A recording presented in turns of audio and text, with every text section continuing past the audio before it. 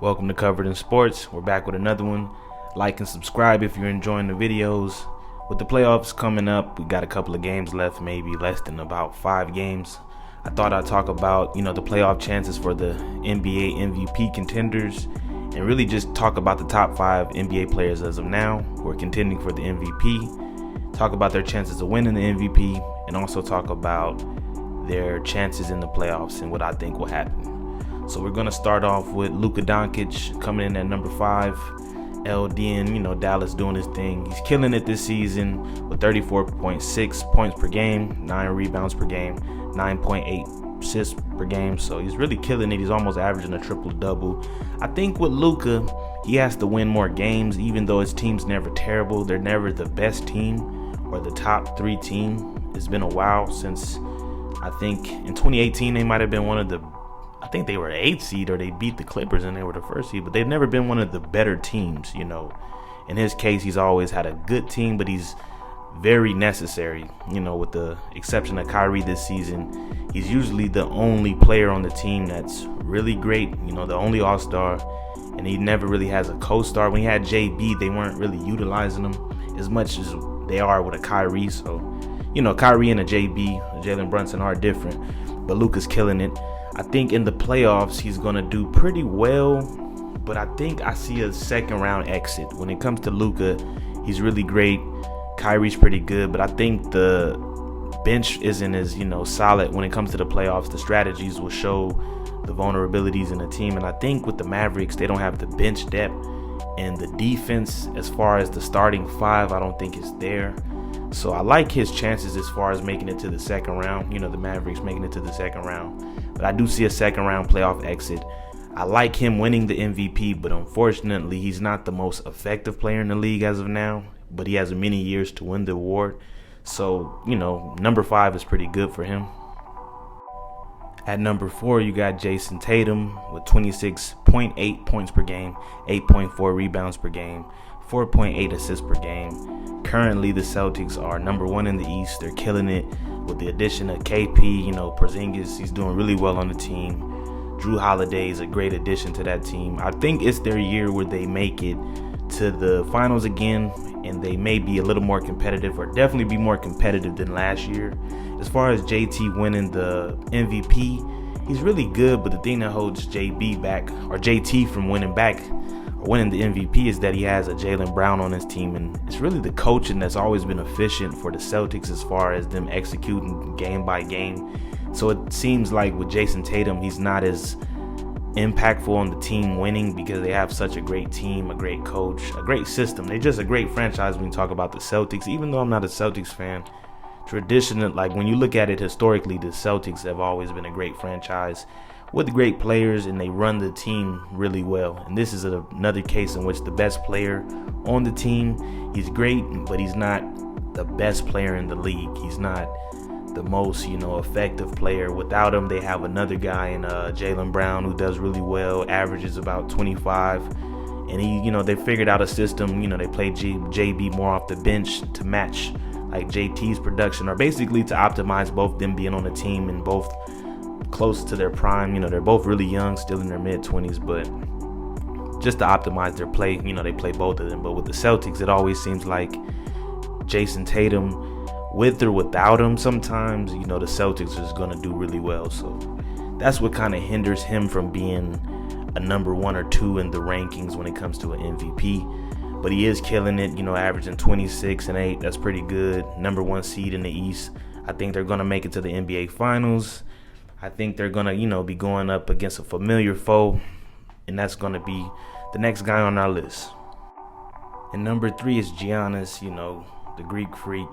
He's averaging 30.7 points per game, 11.2 rebounds per game, 6.3 assists per game. He's killing it. The Bucks are currently 2nd in the East. They're doing really well. They've been doing well for the last 7 or 8 seasons. They're a great organization also. And as far as Giannis's chances of winning, I don't think they're that bad. It's just you do have the voter fatigue, and I believe he's already won 2 MVPs at this point. So he kind of has the same or similar case to someone else on this list. But he has the chances of the voter fatigue affecting his chances of winning the MVP. And there's a couple of people on this list who've never won an MVP before, so that may be more exciting for the voters. But with his team, doing really well, I see them making it to the second round. But I also see them playing against, the Celtics and Jason Tatum and the Celtics in the conference finals for the East. So I think that'll be a good series. The Heat, they always, show their best playing during the playoffs. So I think Jimmy Butler will turn it up a notch for the playoffs. But as far as just what I see today currently, it'll be the Bucks and the Celtics. Cliche pick, but they're really well-coached teams. They have great benches, great starters. They're just really good teams all around. So the Celtics and the Bucks, I do foresee that in the conference finals. And for the next person on this list, I think they'll also be pretty deep into the playoffs.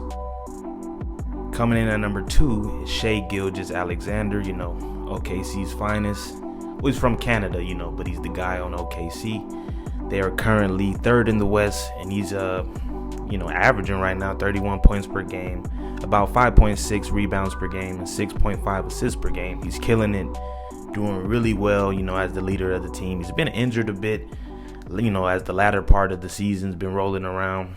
He's been injured in this second half, the post All-Star half of the season. He's been kind of injured, so that may play a part into, the playoff run. I don't know how bad the injuries are, but he has been sitting out a few of the games because we are coming into the end of the season. But currently the Thunder are 3rd in the West, so they're playing really well.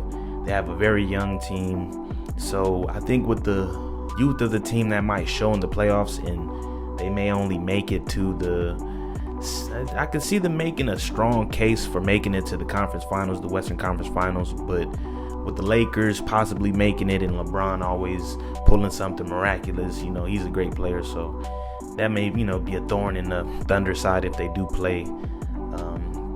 I don't know how to think. They may make it to the second round, possibly the Western Conference Finals.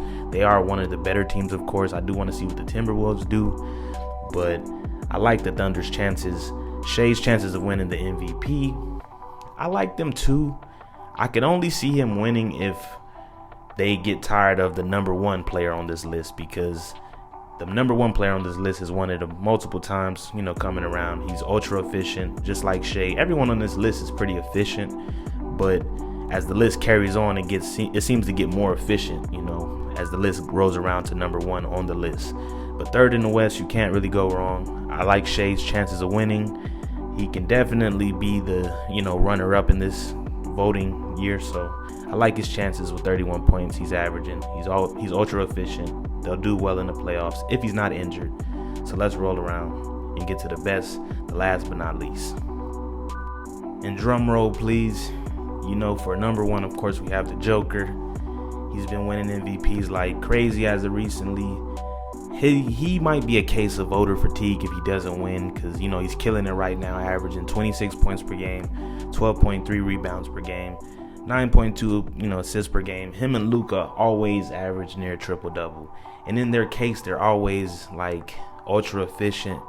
But they're people say with a knock on their game is they don't play defense, but Jokic is still ultra efficient, not playing the best defense. He's never in the DPOY voting, but he's always consistently averaging near a triple-double. He always finishes the game with almost a triple-double, definitely a double-double. He gets his teammates involved. He plays for a good organization. Every year, he gets better. Even if it's a subtle improvement, it seems like his feel of the game, his vision is just always there.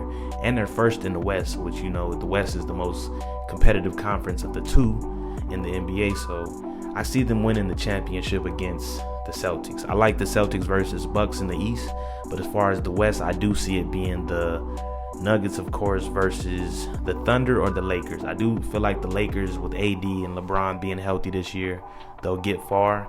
And even though LeBron's not in the MVP rankings, his greatness will show in the playoffs. He has so much experience, and probably has more experience than any team freaking on this list, or any team or any player on this list. He has way more playoff experience, and that'll show in the playoffs. But with Jokic being number 1, or the Nuggets being number 1 in the West, him being number 1 in the MVP rankings, them winning the championship previously last year, I think Jokic is going to just get his third MVP this year. He didn't win 3 consecutive because I feel like the last year the NBA wanted someone else to win because they didn't want like kind of the Larry Bird thing or the Magic Johnson thing happening again where you get 3 consecutive wins. I believe Magic Johnson got 3 consecutive like Larry Bird did, but it kind of is like a voter fatigue in that case. But I do like Jokic as the #1 player in the league. I think he's going to win the MVP, no question. Everyone's been killing it. You know, Luka, I'd like to see him win his first MVP this year, but it's just Jokic is ultra efficient. I don't think I've ever seen somebody at that size, you know, be the general of the floor like that and just be ultra efficient. And his style, it just is really cool to watch. He's not the most exciting player to watch, but as far as impact on the game, Jokic has the highest impact. So I see him winning the MVP race, you know, this year. So that's our list, top 5 NBA players right now. Welcome back to Covered in Sports. Like and subscribe. Thank you.